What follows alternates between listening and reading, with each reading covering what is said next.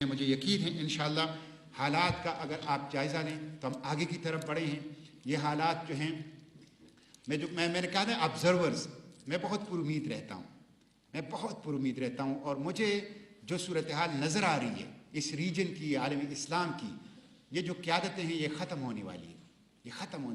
Eric Margoliouth نے یہی تو لکھا ہے کہ مغرب نے عالم اسلام کے ساتھ جو سب سے بڑا ظلم یہ کیا کہ ان کے اوپر ایسے حکمران مسلط کر دیے اپنی نظام تعلیم کے ذریعے سے کہ جس نے کہا کہ ہمارے ہاں جو آئی تھی ملکہ معظمہ، تو ہمارے حکمرانوں نے اس سے کہا تھا کہ ہمارے لیے وہ وقت بڑا مبارک تھا جب ملکہ کا دست شفقت ہمارے اوپر تھا.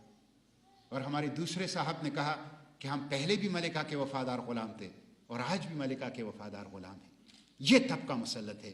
اور ایرک مارگولیس نے لکھا ہے کہ جب جنرل ڈیگال فرانس کا مر گیا تو اس کے جنازے میں مسلم حکمران جو افریقہ کے تھے وہ کھڑے تھے، اور ممباسا ون وہ وہاں کھڑا. جب اس کی تدفین ہو گئی تو وہ باغ کے روتے ہوئے چیختے ہوئے گیا اور قبر سے لپٹ گیا اور کہا پاپا پاپا پاپا. جن کے پاپا وہ ہوں وہ ہمارے اوپر مسلط ہیں. ہمارا مسئلے کا حل یہ انشاءاللہ یہ وقت گزرنے والا ہے. غلط نظریات ایکسپوز ہو گئے ہیں، ختم ہو گئے ہیں. اسلام یہ کوئی تصور کر سکتا تھا اس نیوزی لینڈ میں جو کچھ ہو رہا ہے؟ دنیا بھر میں لوگ اسلام کو جاننے کی کوشش کر رہے ہیں.